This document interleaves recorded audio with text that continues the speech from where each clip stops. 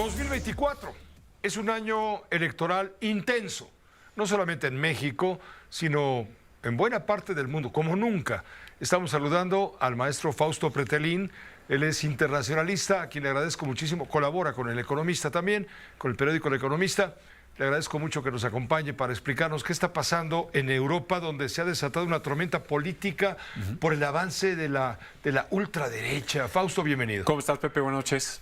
Sí, bueno, a ver, yo creo que primero el concepto de las elecciones europarlamentarias me parece muy interesante porque la Unión Europea, Pepe, es o fue el modelo político más exitoso del siglo pasado. Hubo elecciones para diputados, eurodiputados. Eurodiputados, 720 escaños. Ajá. Se pusieron a competir en competencia el día de ayer. Y ahí gana sábado. la derecha. Gana la derecha, gana, digamos, abrumadoramente. Gana la derecha abrumadoramente. Los europeístas ganan un 63%, pero hay un avance muy claro en la ultraderecha. La ultraderecha gana en Francia, en Italia, en Austria y en Hungría.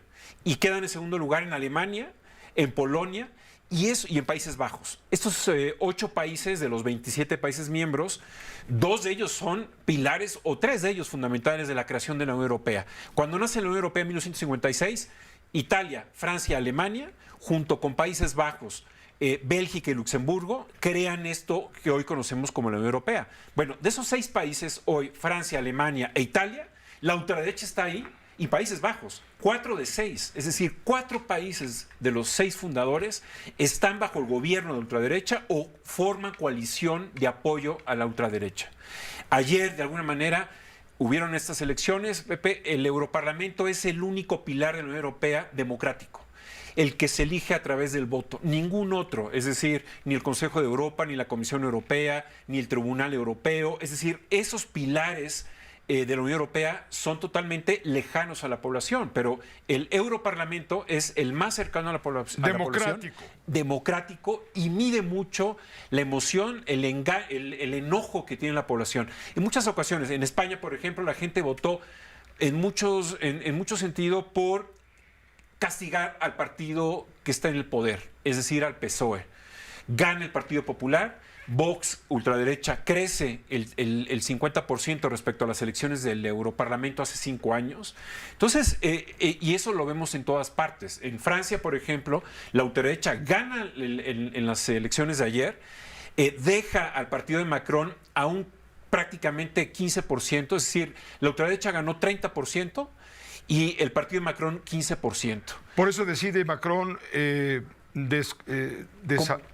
convocar las elecciones del Parlamento, de la Asamblea. Disuelve la Asamblea, que es el Parlamento francés. Convoca elecciones, ¿para qué?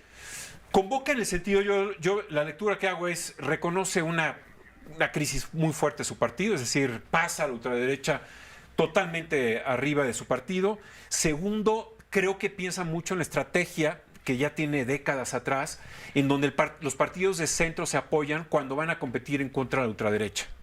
Es decir, cuando Chirac gana y luego sube Jospin y la ultraderecha le empieza a hacer ruido a los franceses, bueno, estos 2 partidos moderados se apoyan mutuamente y van en contra de la ultraderecha. En ese sentido... Hoy hubo manifestaciones en Francia en contra del auge de la extrema derecha. Marine Le Pen. Sí. Ella ha logrado camuflajearse. Su papá era mucho más radical, era antisemita.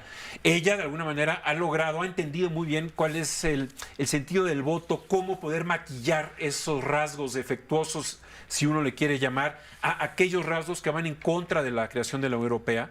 Porque eso es lo más grave, Pepe. Es decir, la ultraderecha que está subiendo en Europa es antieuropeísta. Paradójicamente, va a tener escaños en el Parlamento Europeo, pero está en contra de lo que se habla en la Unión Europea. Básicamente 2 grandes temas, migración y cambio climático. Los 2 grandes temas que se va a hablar de aquí en adelante, esos partidos de ultraderecha están braceando a contracorriente. Te agradecemos mucho, Fausto, que nos hayas ayudado a entender un poco el contexto en que se da todo esto. Llamó la atención, ¿no? La tormenta política que se desató el día de ayer luego de las elecciones y los movimientos en la recomposición del ajedrez económico, político, europeo, que es importante. Sí, acuérdate de lo del Brexit. Mucha gente no salió a votar, muchos jóvenes no salieron a votar y el día después se arrepintieron. Y Reino Unido está fuera de la Unión Europea, ¿no? Muchas gracias, Fausto. Gracias, Pepe. Vamos a una pausa.